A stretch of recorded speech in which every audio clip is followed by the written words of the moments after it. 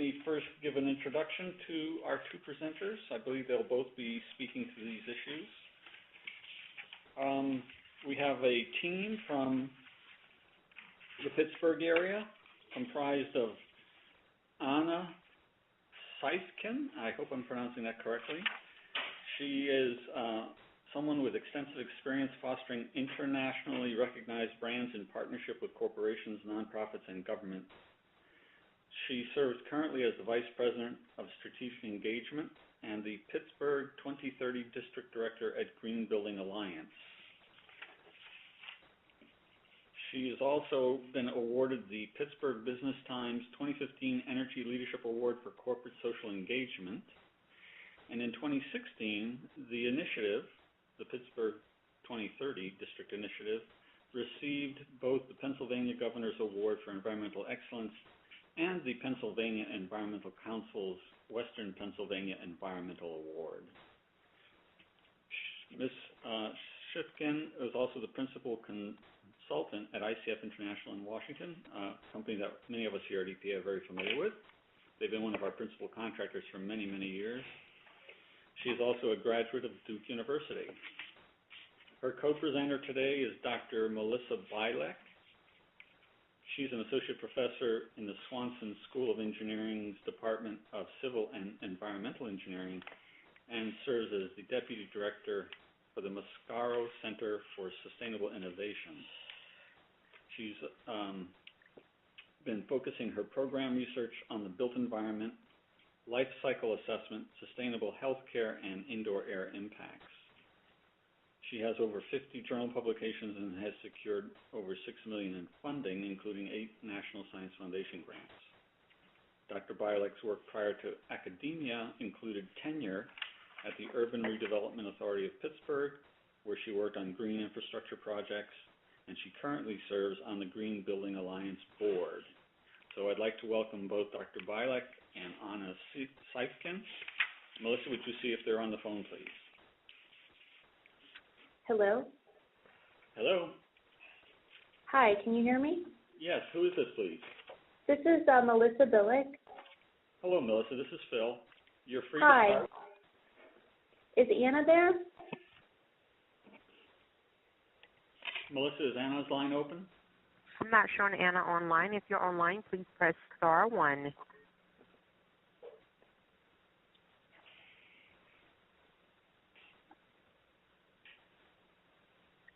I can do Anna's portion of the presentation to start. Okay, that's fine. Go ahead, once you begin. Are the slides up? Oh, yes, there they are. Okay. And Phil, thank you so much for working with me today on getting the right slides up. I really appreciate it. And today I'm here to talk to you about the 2030 districts. I'm not sure how many of you actually know about the 2030 districts, but it's something that we are really proud of in Pittsburgh. Slide advance, please.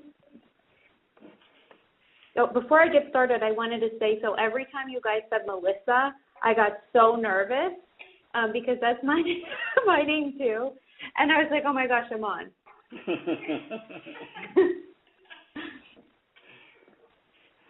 So first, thank you, a really big thank you. Again, we're really proud of our work here, and we appreciate the opportunity to talk to this group today. Slide advance. And so Phil, I think, already did the introduction, but it's always good to see who you're hearing from. Again, Anna's is the VP at the Green Building Alliance. And I'm from the University of Pittsburgh, and I do work with as a part of the leadership team at the Mascaro Center, and I'm also a professor in civil and environmental engineering. Slide advance.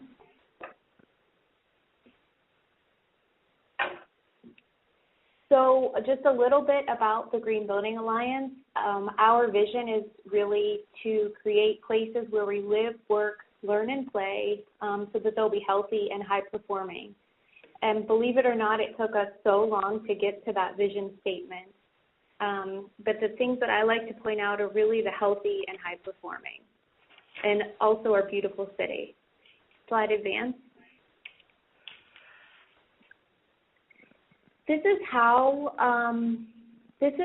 we hope to do this work. Again, we're really looking to inspire, prove, and equip, and we do that through different programs.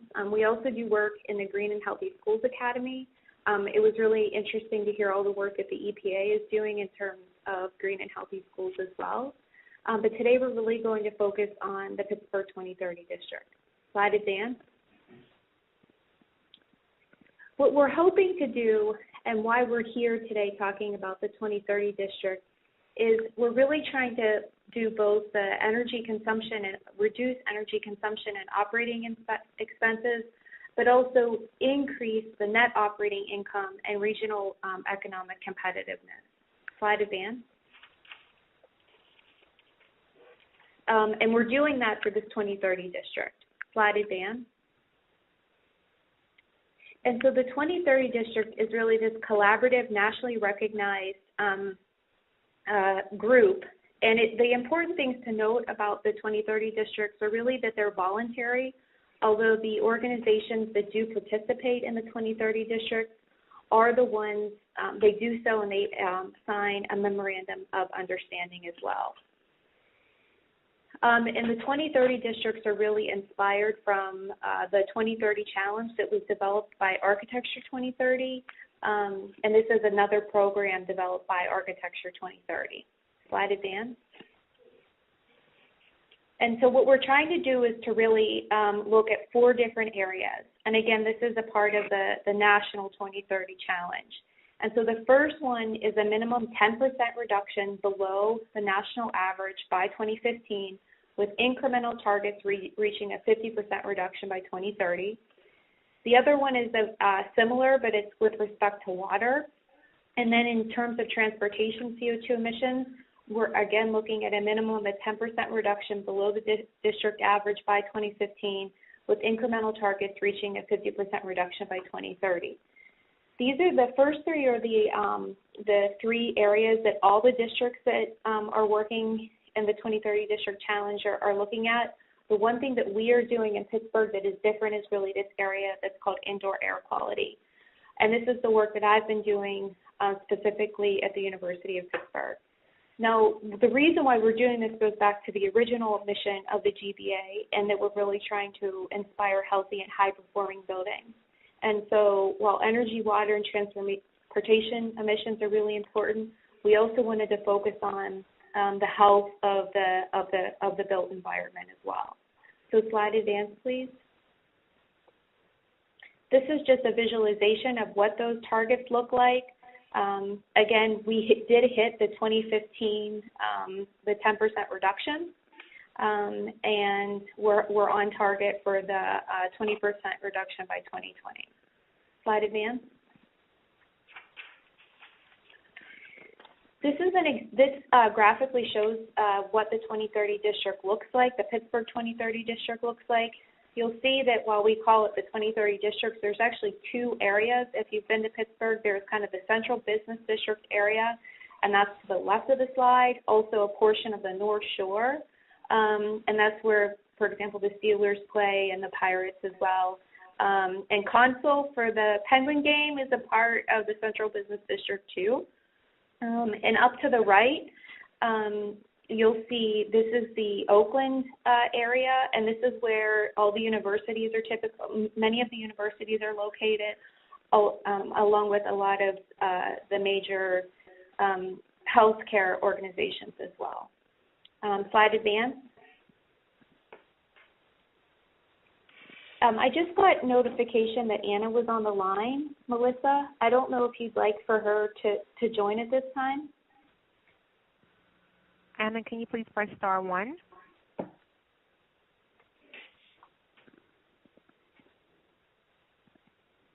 Her line is open.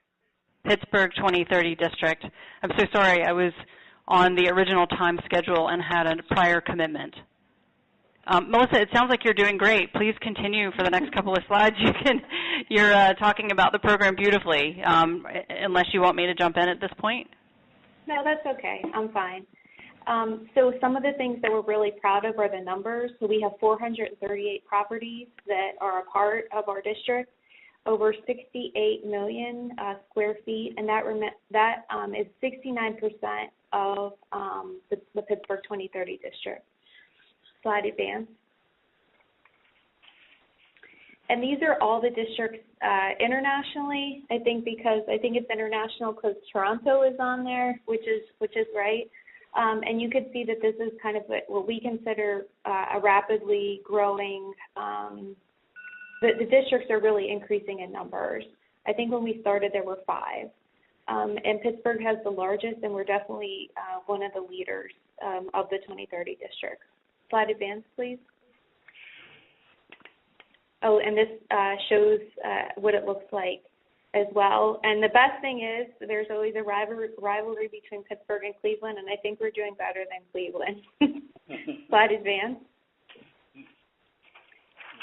So again, these are the measured reduction results. These results actually came out about a month ago. We did an event to really bring the partners together again and everyone to say how we're doing. And in 2015, we had the 12.5% reduction. And you can see a drastic reduction in the transportation emissions. And one of the things that we worked on was really establishing what that baseline would be and then identifying the reductions. And so the 24.2% was a really important part of what we kind of uncovered in the last year. Slide advance. And we started to work on the indoor air quality. It says complete here, but I would argue that I don't know if the pilot's totally complete. Slide advance. And so this is where, my portion of the work really comes in, and I'd like to acknowledge my postdoctoral associate, Dr. Bill Collins, and also 2 wonderful graduate students, Harold Rickenbacker and Václav Hasek, and a host of undergraduates that have helped me over the last over the last year. Slide advance, I think.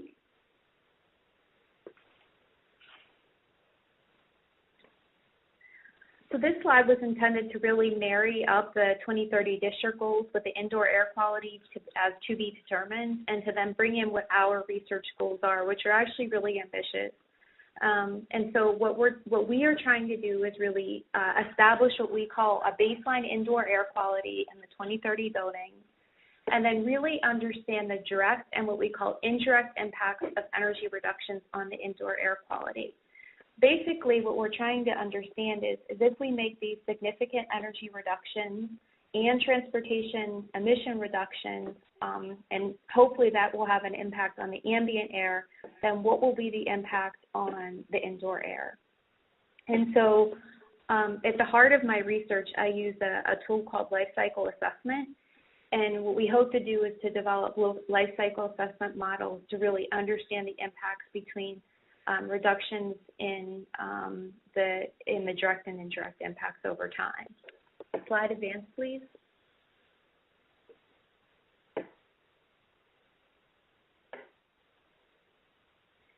One thing to point out here, and one of the reasons why it's really important to do this work, is that Pittsburgh, while it's known for its wonderful sports teams, one of the things that we unfortunately are still known for is poor air quality. One of the studies that was done by the Graduate School of Public Health, it found that Allegheny County residents are twice the cancer risk as those in surrounding counties. And in 2015, Pittsburgh was ranked 8th, with, we don't want to be number 1 in this category for annual particle pollution out of 171 metropolitan areas. The other thing that is really discouraging is that 13 to 14% of Pittsburghers suffer from asthma compared to the 8 to 10% nationwide. And we are really struggling in schools, especially in certain schools located in problematic areas throughout Allegheny County. Slide advance. And so it's been a little bit difficult to talk about this work because it's such a long-term study, and there are so many different variables that are moving. And so what we tried to do was really look at this figure to hopefully bring home the point of our work. And the central question is how can the 2030 district impact indoor air quality? And so again, as we move through building energy reduction, reduction in power generation, reduction in transportation emissions. How then does that translate into the indoor air quality? Slide advance, please. And these are some of the more specific research questions that we're looking at. I'm not going to go through every single one of them. I view this work as kind of research in progress, and we're still collecting data, but this is ultimately the research questions that we're hoping to tackle. Slide advance, please. So the reason is why. So in addition to all the really kind of depressing stats that I showed you on air quality in Pittsburgh, there's other reasons to be worried about air quality as well. Slide advance, please. And so, as we know, we spend 90% of our time in the buildings, and many of us have worked in spaces like the upper left portion of the slide. And our hope then is really to move towards an environment that can really promote more productive and more healthy environments. And so the bottom picture is actually of a LEED, I think it's a LEED Gold Children's Hospital in Pittsburgh. And this is two of the children that are looking at the transformation hallway of the building. Slide advance, please. And so our general approach of how we've been doing the indoor air quality assessment is we've really followed the steps outlined in the EPA-based study. And so on one level, we're trying to really understand the systems level of what's happening, but on the other hand, we're doing these in-depth indoor air quality assessments as well. And in many ways, we're providing real services to the buildings and the occupants. So we're working very closely with the people that are engaged on a monthly basis with the 2030 district. And then we're working with their building engineer. Sometimes they are the building engineer, sometimes they're not. And we're visiting the building and the site. We're selecting the study areas and monitoring locations. We're looking at building characterizations and doing the monitoring. And then at this point, we're really looking at data management and analysis. We haven't been able to do the occupancy survey. It's something that we do hope to do in the future. Slide advance.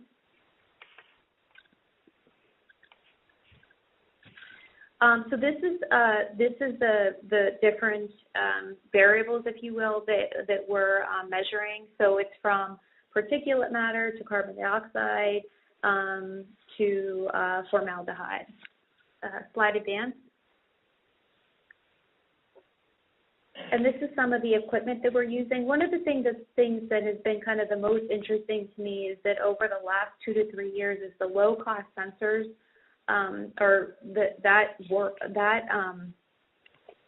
that kind of world is moving very quickly.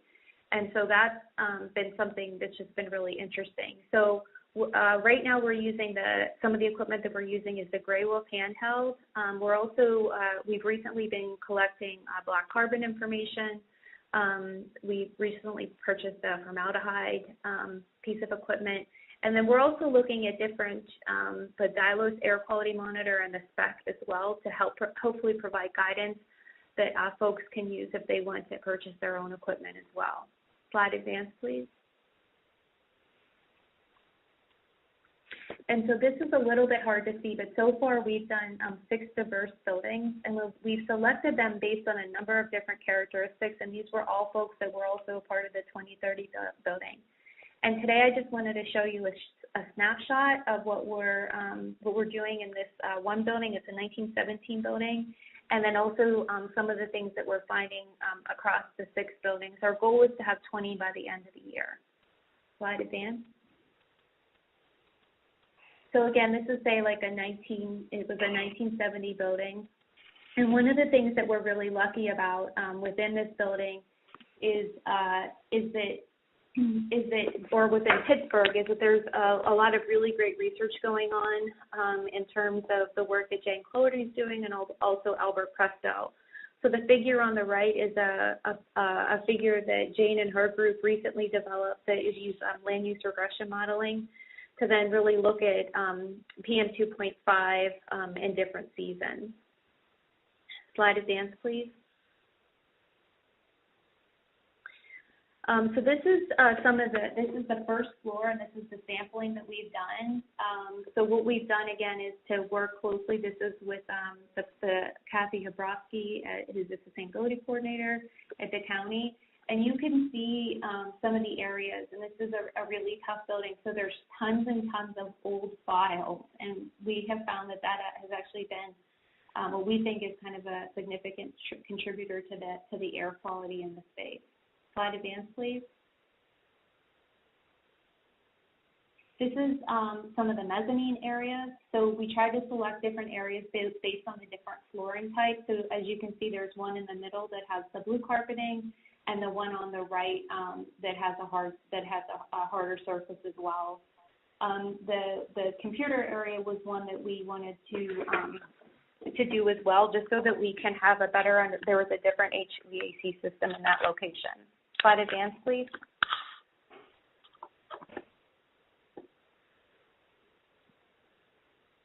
Slide advance.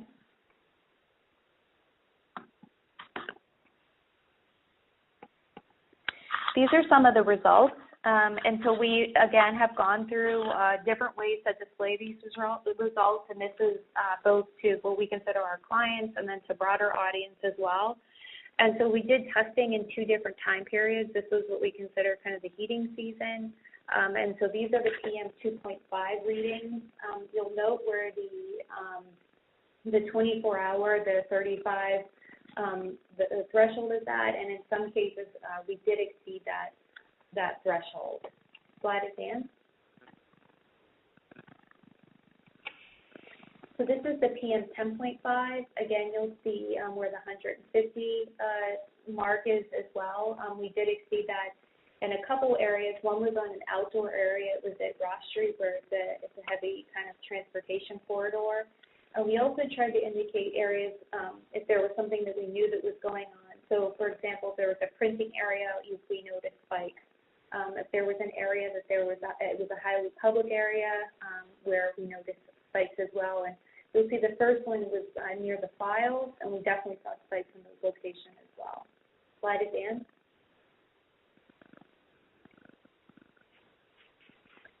This is what we're trying to do here is to really show what we're called, which is the indoor to outdoor ratios. And so, everything above 1 is really what we were looking at. And you could see, and this is in May, so this is a different time that we were doing the testing, so that you can see that there was this, in the indoors, this increase as well. So this is one of the areas that we're definitely trying to focus on in terms of providing guidance to the folks that work in the building. Slide advance. And this is another way we kind of averaged across seasons, and you could see during the non-heating months and during the non-heating months and the heating months. So there is a difference. I would say during the non-heating months, there was a rain event that happened during the time period, which definitely impacts the results as well. But you can see some pretty high spikes, especially in the M4. To the 2.2. Slide advance, please. Okay, and so this is the PM10, and again, we saw elevations kind of in the similar locations during the heating months. Slide advance. Now, trying to pull this all together, and hopefully you can get some of the humor in this as well. So these are some of the different buildings, and again, we strategically try to look at different building types and also locations in the city, so that we can start to tease out if there's any certain building characteristics or locations that are more problematic than others. So we looked at Building 1, which is the building that I'm located in, but then we also looked at things like a living building, and so on and so forth. So slide advance, please. And so this is and I'm sorry that there's supposed to be animation with this, but because it's in a PDF, it's kind of just all kind of garbled together. But what you can start to see is hopefully you can start to see is the different, this is the particle counts at different portions of the day. And so, for example, the building that I'm in has a really high MERV rating, and so it has the lower particle counts. And the building 5, which is the 1917 building, actually has a higher particle count, which definitely makes sense. Slide advance.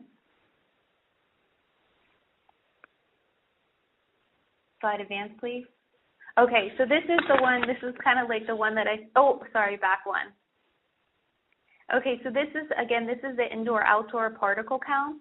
And so the part that I would say that's, the most important, and one point that I'd like to make today is that, so building 2, if you remember, is a really high-performing building. It's a net zero energy building. It's an amazing building. But what we're seeing is indoor to outdoor ratios near or above 1. And that's because they're employing natural ventilation. And when they're employing the natural ventilation, there's no filtration. And so that's one of the things that we're working with the different buildings to inform them about the different control systems or different options that they may have. So again, you could see, when building 2 is not really using the natural ventilation, the numbers are fairly low. But as soon as the windows are open, then, which makes sense, you get those the ratios above 1. Mm-hmm. Slide advance, please. So again, this is really work in progress. And so for our work to continue, we hope to do 20-plus buildings. And we're also hoping to do occupancy surveys. And then ultimately what we're hoping to do is to then kind of do statistical analysis to kind of tease out any of the building characteristics with the results that we're finding. And, the figure on the right really shows kind of what I try to do with my research is to connect the outdoor air quality with indoor air quality and really put everything in a life cycle assessment framework so we can make long-term and strategic decisions. Slide advance. References, sorry they're so small. Slide advance. And any questions? And sorry for the technical difficulty. Not to worry, not to worry.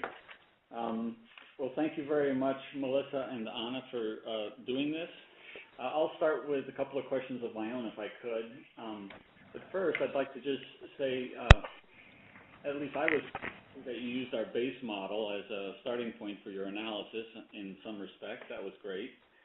The questions I have, though, are, do you have any sense of why it is that the health-related numbers for the Pittsburgh population generally are as high as they are? What is it that's causing those asthma rates and other things that you outlined briefly? You know? Well, so, we, as I mentioned, in terms of, one of the reasons why I'm motivated to do this work is that we have really bad air quality in this region. And it's a problem that many of the researchers, and fortunately this was really a philanthropic area, so the Heinz Foundation has really been trying to work on. So this isn't just legacy air pollution, it's also existing air pollution within the region. So we have areas of concern. We still produce significant amounts of steel. And not only that, but the topography of Pittsburgh is difficult as well. So we have like this mountainous terrain, and where many people live, it's in a valley, so it's difficult for some of the pollutants to get out of that valley. And we have this kind of deteriorating infrastructure. So there's a number of confounding factors. I can't really point to just one. I see. But then that's, of course, like associated with the higher asthma rates. Yeah, that photo of Pittsburgh at a distance that you first put up early in the slide set made it look like the city on the hill, and it looked very clean. And that's surprising at the same time to see some of the numbers you put up. That's one of the problems with the really small particles, that it's because the skies don't look dark, because it's not hanging over us, it's not as top of mind or as present with people as it could be. Not that we want the skies to be dark again, but we certainly, there is that absence of understanding that the small particles are still there. Right, yeah. Well, that's what was a little surprising, because I don't think of Pittsburgh as being a significant steel producer today, but apparently it still produces some steel, you say. It does. As a third generation steel family, we definitely have steel production in this area. One of the most problematic is the Clairton Coke Works, which is a part of U.S. Steel. I see. Well, I still enjoyed seeing the photo, because I can remember driving into Pittsburgh in the late 70s and was looking for the city because I knew I was close, but I couldn't see it. Anyway, the other question I had was, one of the things that our Office of Research and Development has been looking at, and other parts of the agency has been looking at when it comes to ambient air quality monitoring and indoor air quality monitoring, is the adaptation of personal dosimetry style devices. Given the advances in technology, miniaturization, nanotechnology, et cetera, there are a number of devices being developed and coming on the market that allow for personal monitoring, and I wondered if you looked at any of that in the course of your equipment choices. Oh my gosh, yes. And it's so difficult to find. We are definitely always looking at different types of equipment. I'm actually part of this group. It's called the low cost monitoring program. So like right now, I have devices all over my house. And so yes, we've been looking at a lot of different types of devices. Again, part of what, and I said it on the EPA webinar, the Citizen Science webinar, that was excellent. And part of the question that I think is really important to not only researchers to ask, but communities to ask as well, is what are we going to do with this data? Right. And sometimes that is not clear, because it quickly becomes a data management problem. Correct. But yes, we are really trying to stay abreast of all the different the sensors and the different equipment that's on the market. Okay, very good, thank you. And the last question I'll ask before turning it over to the group at large is there a particular life cycle assessment tool that you've been using to run the analyses you referred to? So I don't typically use one tool. I use different databases. Our go-to database is primarily through the data available through the US LCI, and then we go to EcoInvent. And after that, we go to either the literature or a host of other different sources. But we typically do our own modeling and not within a software program. I see. Okay, thank you for that. We have a question from someone in the room. Steve Welty. Hey, great presentation, and I was struck by something that was actually said earlier in the presentations here. Chris Early from the Department of Energy talked about a really neat program that's being done by these folks over at Enverid, and the concept, I think, based on what he talked about, was that you could have less outside air come into a building by recirculating the interior air and cleaning it with some air clean devices. And so that would give you not only cleaner air, but you wouldn't be bringing in polluted outdoor air, which it sounds like you're doing. So you have the double benefit of both having cleaner indoor air, energy savings, because you don't have to then heat and cool and dehumidify, the outdoor air. It seems like something like that would work really well, and I don't want to put Chris on the spot because he's here, but I don't know if there's any way that anyone could get more information about that system, and is it? It says it's already been developed and demonstrated to work, so I don't know sort of where that is. I wanted to maybe jump on. Chris, do you know? I don't know too much about that project in particular. It did include in the notes for the meeting a website where it discusses the project and what stage it's at right now. Okay. So you can check that out, and it might be possible to get in touch with the performer and find out what's going on with it right now. Cool. All right.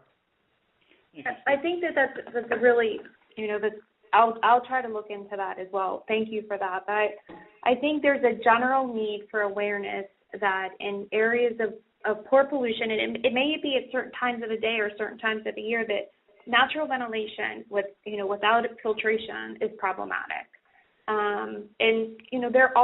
There are systems in buildings that can be connected with controls to really shut down the natural ventilation when they shouldn't occur. And that's part of the conversation that I think needs to happen. Because we're so focused on the energy reduction, which is also really important, but we also have to be concerned of what that means to the people inside the building. Correct. Well, this whole point that you're all making collectively is to me underscored by the fact that I believe recently ASHRAE ceased using the phrase fresh air and went to a simple statement about outdoor air. Yeah. And I think in the common vernacular, people still think of outdoor air as fresh air, but as you have pointed out and others, it's not necessarily always so. I'm a member of ASHRAE, and this is Steve Welty, Green Clean Air. And so I think that the challenge with reducing ventilation rates is that you can actually take a building negative, which means that the building is still exhausting air. And if you reduce the amount of outside air you're bringing in, technically you think that maybe that's helping, but the building will actually suck in air through interstitial spaces and other things that to balance itself out. And so that can actually create mold and other major problems. So I think that you have to really sort of be careful about, I understand conceptually you're saying, wow, if we reduce the amount of outside air that we're bringing in, that's going to keep pollution out. Well, the problem is that you'd actually have to concurrently reduce the amount of exhaust air because that building is going to make up air some way, and you may be defeating the purpose. So just to sort of, that's more of an engineering point of view. And I think that's... I'd like to add to that too, Steve, which is several years ago, EPA in a joint venture, I suppose you can call it, with other agencies and with the International Association of Operating Engineers, I think they're called, developed a guidance document on just what Steve is talking about, which is how best to operate a building's HVAC system for optimal indoor air quality. And I think that document in particular concluded that the best way to keep a building is to keep it slightly pressurized. Yep. So that you've probably noticed this in going to some office buildings that the entry doors are slightly ajar sometimes, and it's because they're internally pressurized and not negative. Right. But we can send you those references if you like, and I can point you to them in an email. I'll follow up later. No, that would be wonderful. And I am familiar with many of them. It's just, in the building that I showed you, it was a 1917 municipal building. And the reality is there's barely a skeleton work crew. And, it's a real struggle for many of these organizations to operate the building in a way that we would like them to. Correct. Yeah. Chris Early, do you have something you want to add? I just did want to add one more thing that relates to discussion about bringing in outdoor air and filtering it to allow for the fact and maybe improve the indoor air quality and use heating systems less. And the folks at Lawrence Berkeley National Lab are doing some work for Department of Energy for that. For residential buildings, they're developing an algorithm for what they call a smart ventilation system. And I haven't given an update on that in a little while. Maybe I can do that briefly at the next meeting. That'd be great, Chris. Thank you for that. Okay. We have Lisa would like to ask a question from NIST. Hi. First of all, great presentation. It's always nice to see people not just claim good indoor air quality, but actually measure it. So I really appreciated that part of it. I wonder if you can speak to Philip had put together the agenda with a little blurb about your talk, and he wrote that you might be putting in some efforts to develop a scalable IAQ protocol. Is that right? Did you talk about that? Yeah, I mean, I think that is something that we would like to do in the long term. I don't know exactly what that's going to look like right now. My intention is to get through the goal of the 20 buildings, and then again to work really closely with the partner buildings to see both what they need and then also what we hope to accomplish as a part of our research. So I see that as kind of a longer term goal. Okay, thank you. That's something that we might want to stay in communication about because NIST, EPA, DOE, HUD, and others often collaborate on producing new tools. And if a scalable IAQ protocol is something we think has value, we might want to fund that jointly. Any other questions from those of you in the room? No? Melissa, the operator, would you see if there are any people left on the phone who would like to ask a question? At this time, if you would like to ask an audio question, press star followed by the number 1. Your first question comes from the line of Nate Burden. Go ahead, Nate. Yes, hi. I'm actually from the Pittsburg area. I was a nuclear operator at Shippingport and Beaver Valley and went to Carnegie Mellon and the University of Pittsburgh. How you doing? My question is, I noticed in your array of indoor air quality issues that radon was missing from the building itself. You know, that was one concern because that's a high radon area, and there are a lot of buildings that have radon problems in schools, multifamily, and commercial buildings, because we know we've done some testing in federal buildings in the Pittsburgh area. So that was one question I had. Is that something you're looking to include in your next assessments? Because I didn't see anything about, say, basement areas and things like that, and the measurement of mold also as an issue as you do green buildings. A lot of times you can actually get migration of mold and microbial VOCs through the building, depending on how wet and the relative humidity, dew point conditions, and pressure differential conditions within the building envelope, total building envelope, that should also be accounted for. Is that something that you're looking to include in your next set of studies? So yes to the radon. We actually just put in a purchase we just are in the process of purchasing the equipment for radon. I currently have 2 radon devices in my home, and as I mentioned, I'm a part of this low-cost monitoring project, and so we're in the 8th cohort, and so there's been almost 100 different homes involved in this study.